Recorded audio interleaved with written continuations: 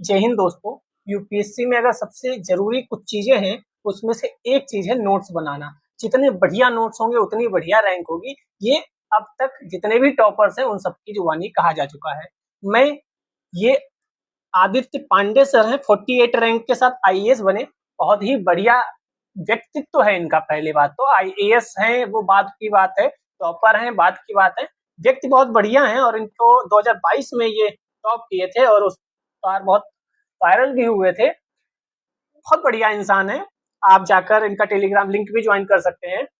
इन्होंने ये नोट्स बनाए, मैंने कई लोगों के नोट्स देखे, उसमें मुझे इनके नोट्स बहुत बढ़िया लगे। पता नहीं क्यों इतना मतलब बेहतरीन इन्होंने काम किया है अपने नोट्स पे और इसी वजह से इनका 48 रैंक आया। ठीक है, तो आप इनसे क्या सीख सकते हो? पहली बात तो आपको ये जो चीज दिख रही है ये बहुत छोटी दिख रही होगी क्योंकि इनके पास टैबलेट था जिसका इन्होंने भरपूर फायदा उठाया। इन्होंने ही बताया था कि एक मेंटोर को इन्होंने अपने पास रखा था कि सर अगर मुझे कोई दिक्कत हुई तो मैं आपको कॉल करूंगा। इनका मेंटोर, इनके नोट्स और इनकी मेहनत, इनके घर वालों का जो साथ था, उन सब की बदौलत ये 48 रैंक को पाकर प्रॉपर आईएएस बनते हैं। आप इससे क्या सीख सकते हो? ये जो 2 पेज आपको दिख रहे हैं, इतने में पूरा फंडामेंटल राइट कंप्लीट है। पूरा मतलब पूरा बेंस, ग्लेम्स, इंटरव्यू जहाँ भी आएगा वहां कंप्लीट है। और सिर्फ फंडामेंटल राइट नहीं, उससे रिलेटेड जितने केस हैं, किस केस में क्या कहा सर्वोच्च न्यायालय ने या कहीं और किसी हाईकोर्ट ने कुछ कहा है तो वह भी लिखोगे। कुछ भी मतलब इधर उधर जितनी भी आपके दिमाग में क्यूरीज होंगी फंडामेंटल राइट को लेकर, वह सब इनके इस पर 2 पेज में कंप्लीट है। आप अलग अलग कलर से चीजें देख रहे होंगे, ठीक है, जितना अच्छे से। और इन्होंने बात को भी जो मिला वो देखो ऐसे लिखा है इन्होंने, ये छोटा सा इस टाइप से, इस टाइप से किनारे किनारे इस टाइप से चीजें लिखी है। तो अभी मैं इनका मैप वाला भी पोर्शन दिखाऊंगा कि कैसे ये जियोग्राफी को भी रिवाइज करते हैं। ठीक है, तो आप भी इनकी तरह अगर नोट्स बनाएंगे तो नोट्स बहुत अच्छे से रिवाइज भी होंगे, कई बार रिवाइज कर सकते हो और आपको एक जगह पर सारी चीजें कंपाइल करके मिल भी जाएंगी।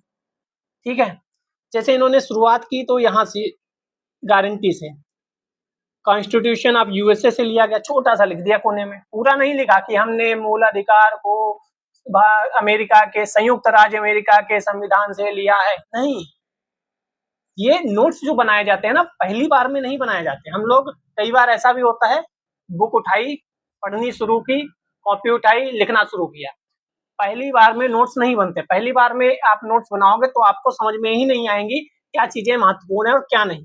आप कम से कम बुक को पढ़िए पहले और फिर सिलेबस देखिए अपना कि सिलेबस में क्या चीजें हैं। तो सिलेबस और फिर पीवाईक्यू देखिए, प्रीलिम्स और मेंस दोनों के, फिर सिलेबस और पीवाईक्यू को मिलाकर देखिए कि क्या चीजें नोट डाउन करनी है और क्या चीजें नोट डाउन नहीं करनी है। पहली बार बुक पढ़ते समय आपको नोट्स नहीं बनाने हैं वरना बहुत लेंदी नोट्स बनेंगे, वो नोट्स नहीं रहेंगे। इन्होंने देखो ऊपर भी छोटा छोटा, एक भी जगह ऐसी नहीं है जो छोड़ दी हो इन्होंने। मैग्ना कार्टा 1215, मतलब शुरुआत कहाँ से की इन्होंने? यहाँ पे 1791, 1928 और 26 जनवरी 1950।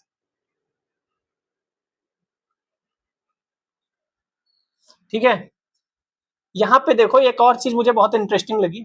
इन्होंने 6th वाला जो फंडामेंटल राइट है उसको लिखा और फिर उस पर एक लाइन ड्रॉ कर दी। क्या मतलब है इसका? ये पहले था, पहले था, अब नहीं है।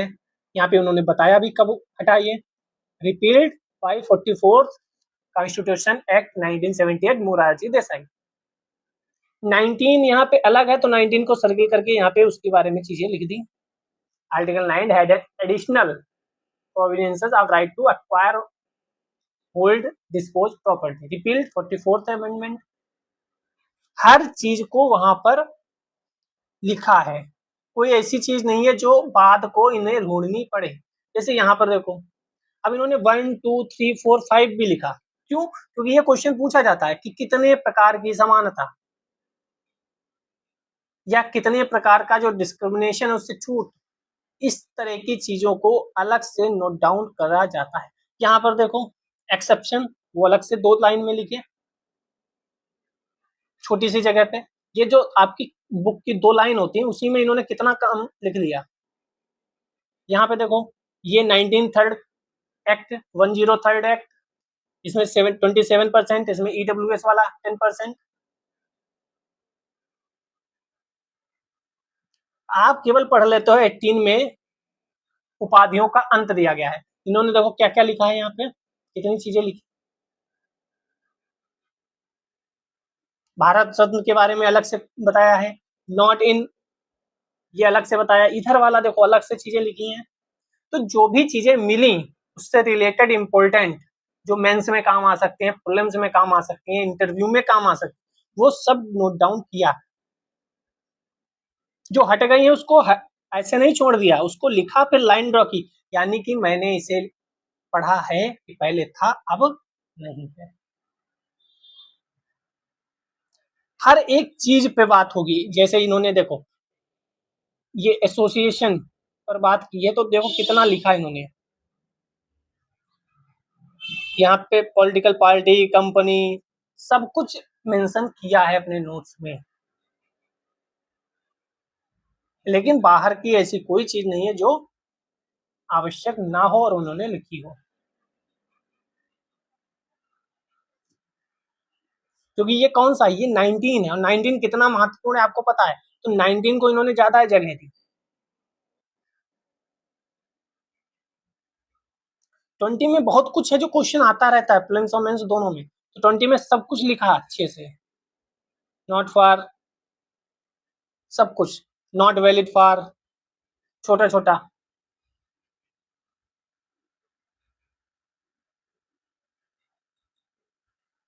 जो चीज यहाँ पे देखो, रेट्स के बारे में हम लोग क्या पढ़ लेते हैं, हेबियस कॉर्पस, मेमेंडस, इन्होंने रेट्स के बारे में कितना सब कुछ लिखा है देखो, एक्सेप्शन अलग से लिखे,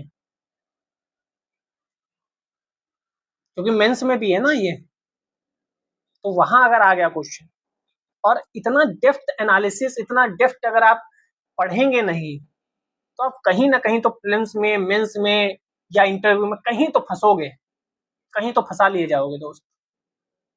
और ये ऐसा नहीं है कि इन्होंने पहली बार में ही लिखा होगा, पहली बार पढ़ा होगा, इनको भी पल्ले नहीं पढ़ा होगा, फिर समझ में आया होगा, अच्छा ऐसे नोट्स बनाए जाते हैं, ऐसे बनाता हूँ मैं। असफलताओं से ही सफलता मिलती है। कहाँ से लिया गया ये भी अलग से लिखा है इन्होंने। जो इम्पोर्टेंट है उसको सर्किल कर रखा है, इधर देखो अंडरलाइन कर रखी है चीजें। भाई जो दिमाग में क्वेश्चन उठा तुरंत उसका निवारण किया। आप एक पेज में नहीं लिख सकते, आपके पास टेबलेट नहीं है, लेकिन आप 3-4 पेज में तो खत्म कर सकते हैं। जैसे यहाँ देखो 31A, 31B, 31C आप अच्छे से नहीं पढ़ते होंगे, इन्होंने अलग कॉपी पे, हार्ड कॉपी पे लिखा था, वहां से ये कॉपी पेस्ट कर लिया, यहाँ पे फोटो चिपका दी। हम 31A, 31B, 31C ढंग से पढ़ते हैं क्या, सही से बताना दोस्त, पढ़ तो आप अभी रहोगे। ये अब मैं इनकी मैप की अगर आपको कॉपी दिखाता हूँ कि ये मैपिंग कैसे करते हैं, रटते नहीं है कि इंडीज पर्वत कहाँ है, वहां है, उस राज्यों में है, नहीं। देखो देखो ये यूरोप का मैप है, पहले इन्होंने जो बढ़िया वाला है जिसमें सबको दिया है वो लगाया मैप, फिर फिजिकल मैप लगा लिया। अब देखो ये तरीका होता है मैप को पढ़ने का। मैंने मैपिंग करानी शुरू की, मैंने कहा दोस्त मैप लेकर बैठो, चीजें याद होंगी, नहीं बैठना है, हम रट के याद कर लेंगे। याद कर लो जर्मनी किससे किससे टच होता, नहीं याद होगा अगर ऐसे काम नहीं करोगे। यहाँ देखो बाकायदा व्यक्ति ने मेहनत की है तो 48 आया है रैंक, और आज वो जब बढ़िया से जिएगा जिंदगी तो आदमी कहेगा देखो ये मेहनत किसी को नहीं दिखती कितना। और सभी मैप पे एक एक चीज पे फोकस किया है, देखो माउंटेन्स की बातें। आप जिस दिन इतनी मेहनत कर लोगे, आप जिस दिन ढंग से पढ़ लोगे, यूपीएससी बहुत इजी हो जाएगा। कई लोग हैं जो आपको बताते हैं यूपीएससी बहुत इजी है, ये देखो आइबेरियन पेनिनसुला, इन्होंने दोबारा रिवाइज किया, फिर से लिखा आइबेरियन पेनिनसुला, लिखना बहुत जरूरी है। ये मैप बनाया, यहाँ पे कौन कौन सी हैं, इमेजिन होगा यहाँ पे। हम लोग क्या कहते हैं, रटते हैं बैठ के, मैप करे खोल लिया, और अच्छा ये वहां है उस देश में, करो मैपिंग, करो मैपिंग। ये देखो फिर से Iberian peninsula, Cantabrian mountain, पोलसा रिवर। ये देखो अलग से भी किया है कि ये रिवर्स हैं, कौन किसमें मिलती है, कौन किधर जाती है, ये कौन किससे बाउंड्री टच करता है, कौन माउंटेन कहाँ पर है। ये देखो रिवर्स, यहाँ पे लिख भी लिया जो इम्पोर्टेंट चीजें हैं कुछ कुछ। क्या आप सच में ऐसे पढ़ते हो? मेरा ये वीडियो लाने का एकमात्र उद्देश्य है हिंदी माध्यम कुछ भी करके पहले टॉप 10 फिर टॉप 1 में पहुंचिए। मैं टॉपर्स आंसर राइटिंग इसीलिए कराता हूँ कि वहां से देखो मेंस कैसे लिखा जाता है। मेंस टफ नहीं है, मेंस में आपको स्पीड और आपको नोट्स प्रॉपर। अब ये जो नोट्स आपको दिखाए हैं मैंने, जब ये नोट्स आपके पास होंगे और फंडामेंटल राइट्स पे क्वेश्चन आ गया मान लो, आपको कितना मिनट लगेगा सोचने के लिए और लिखने के लिए। आपको तुरंत याद आएगा, अच्छा अच्छा उस पेज पे यहाँ पे मैंने ये बात लिखी थी, यहाँ पे ये बात, यहाँ पे ये बात रेड वाले हाईलाइटर से मैंने हाईलाइट किया था, इसको मैंने ग्रीन कलर से हाईलाइट किया था। चीजें याद आएंगी मेहनत करोगे तो। और अगर आप ऐसे नहीं पढ़ रहे हो, मैं बार बार आपको जगाने की कोशिश कर रहा हूँ कि दोस्त जाग जाओ। एक बार आ गए रैंक में, जिंदगी बन जाएगी। हालांकि समस्या उसके बाद भी है, लेकिन अन्य तरीके की होंगी। फिर आपके पास एक पावर होगी कि हाँ, अब मैं अगर नौकरी छोड़ भी देता हूँ तो मैं कुछ ना कुछ कर लूंगा। लेकिन यहाँ तैयारी करते करते 5-6 साल बाद आपको मिलना प्लान बी ढूंढते हुए, प्लान बी तो नहीं मिलेगा, लेकिन जीवन फ्रस्ट्रेशन, इरिटेशन, डिप्रेशन, एंजाइटी, इन सब में जरूर चला जाएगा। तो मैं आदित्य पांडे जी से भी को आप सबकी तरफ से, अपनी तरफ से धन्यवाद बोलना चाहता हूँ कि उन्होंने ये प्रोवाइड कराया, ठीक है, कि मैं आप तक पहुंचा सकूं, आपके भले के लिए, आपको दिखाने के लिए कि भैया जाग जाओ बस। और हाँ, पीडीएफ मांगने मत आ जाना। जो पीडीएफ मांगते हैं उन पे मैं बहुत गुस्सा होता हूँ कि आदित्य पांडे इसलिए नहीं बन गए कि उनको पीडीएफ मिल गई थी रिवर्स की और माउंटेन्स की और फंडामेंटल राइट्स की। ये आदित्य पांडे 48 रैंक इसलिए ला पाए क्योंकि उन्होंने खुद मेहनत की है। और जिस दिन ये पीडीएफ का गाना बंद कर दोगे, कहोगे कोई पीडीएफ दे रहा हो, कहोगे सर पीडीएफ नहीं चाहिए, हम अपने नोट्स खुद बनाएंगे। एक भी टॉपर आपको ऐसा नहीं मिलेगा जो कह दे मैंने अपने नोट्स खुद नहीं बनाए थे। अपने नोट्स बनाइए, पीडीएफ मत खेलिए। आपके मोबाइल में, लैपटॉप में, टैबलेट में जितनी पीडीएफ सेव है ना, उतनी आपने कॉपी पे नहीं नोट कर पाए हैं। नई पीडीएफ का क्या करोगे? पीडीएफ वालों पे मुझे बहुत गुस्सा आती है क्योंकि दोस्त पीडीएफ से नहीं होगा। पीडीएफ इकट्ठा होती जाती है, इकट्ठा होती जाती है। मैं भी स्टार्टिंग में आया था, पीडीएफ खेलता था, पीडीएफ इकट्ठा कर लूंगा, बात को लिख लूंगा, संडे को लिख लूंगा, बात कभी नहीं होता। जो बात के लिए छोड़ा जाता है वो बस बात ही रह जाता है। फिर यही गुजारिश करूंगा दोस्त, हिंदी माध्यम का परचम लहराओ, कुछ तो करो। मुझसे जो आपको चाहिए कि सर ये यूट्यूब पे नहीं मिल रहा, मैं आपको प्रोवाइड कराऊंगा, लेकिन मेहनत करो, रैंक लाओ। जय हिंद, जय भारत।